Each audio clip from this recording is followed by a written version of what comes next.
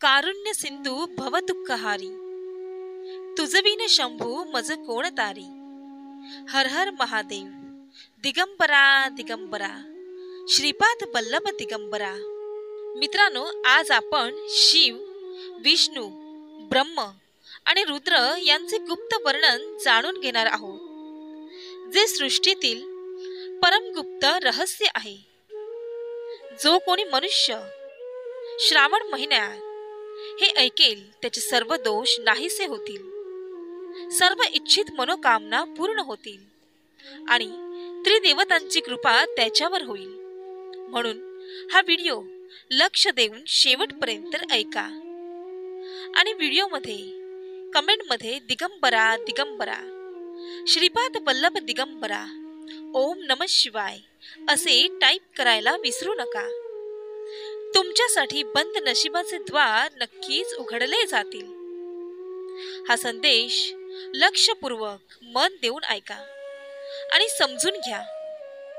आदी सृष्टीमध्ये निर्गुण परमात्मापासून जे सगुण रूप प्रकट किंवा उत्पन्न झाले तेच शिव होय, असे वेद वेदांताच्या विद्वानांचे म्हणणे आहे.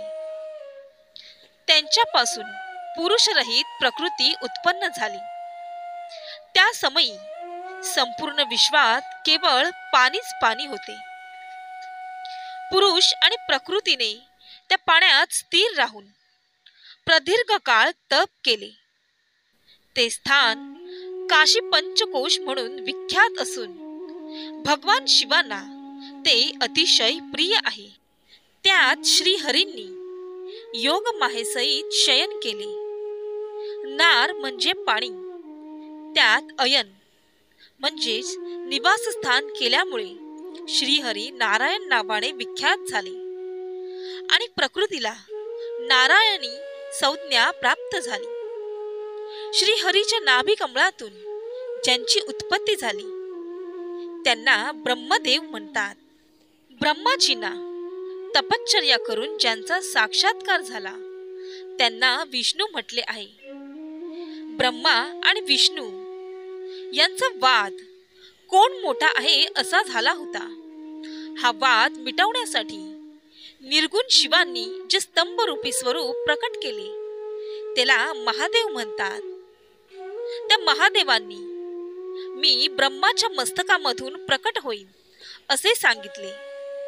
आपल्या वचनाला अनुसरून लोकहितार्थ ब्रह्मललाटातून उत्पन्न झालेले शंभू हे रुद्र नावाने प्रकट झाले.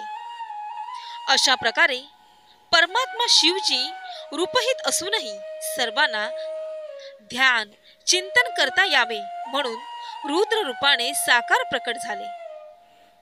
ज्याप्रमाणे सुवर्ण आणि सुवर्णाचे दागिने यात तत्व काहीही भेद नाही, त्याप्रमाणे त्रिगुणाच्या पलीकडे असलेले शिवजी आणि सगुण रुद्रदेव यांच्यात काहीही भेद नाही. हे दोघेही समान रूप आहेत, समान कर्म करणारे, समान सेवनीय, भक्तांना उत्तम गती देणारे आणि नाना प्रकारच्या लीला करणारे आहेत. भयंकर पराक्रम करणारे रुद्रदेव हे सर्वार्थाने शिवरूपच आहेत. ब्रह्मदेव आणि विष्णू यांना सहाय्य करण्यासाठी तसेच भक्तांची कार्ये सिद्ध करण्यासाठी ते उत्पन्न झाले आहेत. ही सृष्टी जशी उत्पन्न होते तशीच उलट क्रमाने लयही पावते, पण रुद्रदेवांचे तसे नाही. सर्व प्रकृती रुद्रामध्ये विलीन होऊन लय पावते, पण रुद्र विष्णू आदीमध्ये लय न पावता केवळ शिवातच लय पावतात असे शिवपुराणात सांगणे आहे.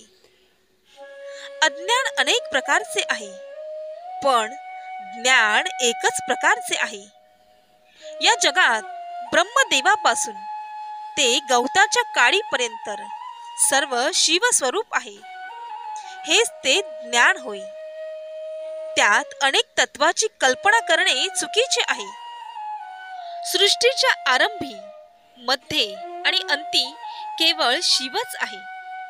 पूर्ण विश्व शून्यमय झाल्यावर शिवजींचीच सत्ता असते.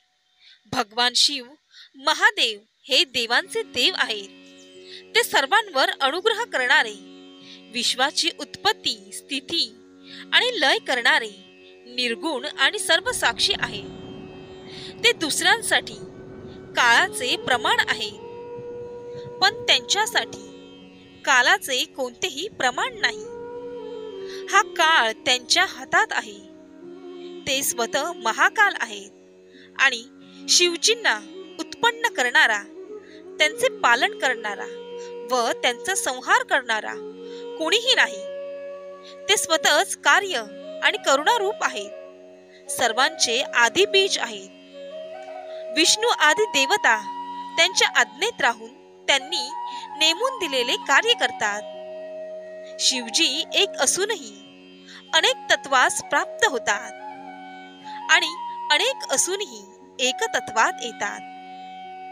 एक बीज बाहेर आल्यावर रुजते, वृक्ष आणि फळामध्ये परिवर्तन होते आणि परिवर्तन होऊन पुन्हा अनेक बीज भावास प्राप्त होते. त्याचप्रमाणे शिवरूपी महेश्वर एकमेव असूनही सर्व वस्तूंच्या रूपाने अनेक झालेले आहेत. अर्थात अनेक रूप असूनही ते एक रूप आहेत. हे उत्तम शिवज्ञान तत्वज्ञान सांगण्यात आलेले आहे. आणि श्रावण मास मध्ये जो कोणी भक्त भक्तिभावाने शिवांचे कथेचे पारायण करतो, शिव कथा ऐकतो, तो खरोखर खूप भाग्यवान असतो. आणि तुम्ही खूप भाग्यवान आहात की तुम्ही ही कथा शेवटपर्यंत ऐकली. ही कथा तुमच्या प्रियजनांना नक्कीच शेअर करा, कारण तुमच्या एका शेअरने कोणीतरी भक्ती मार्गाला लागेल आणि तुम्ही न कळत पुण्याचे भागीदार व्हाल. शेवटी तुमच्या सर्वांच्या चांगल्या मनोकामना पूर्ण हो, हीच महादेव चरणी दत्त चरणी प्रार्थना. हा संदेश, ही कथा शेवटपर्यंत ऐकल्याबद्दल तुम्हाला खूप खूप धन्यवाद.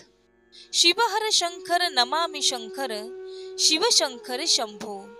हे गिरिजापती भवानी शंकर, शिवशंकर शंभो.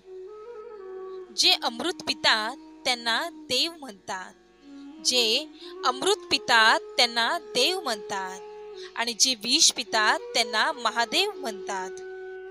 ज्यांच्या आश्रयाला मी नतमस्तक होते, त्या महादेवाच्या चरणी सर्व जग नतमस्तक आहे. हर हर महादेव. ओम नमः शिवाय.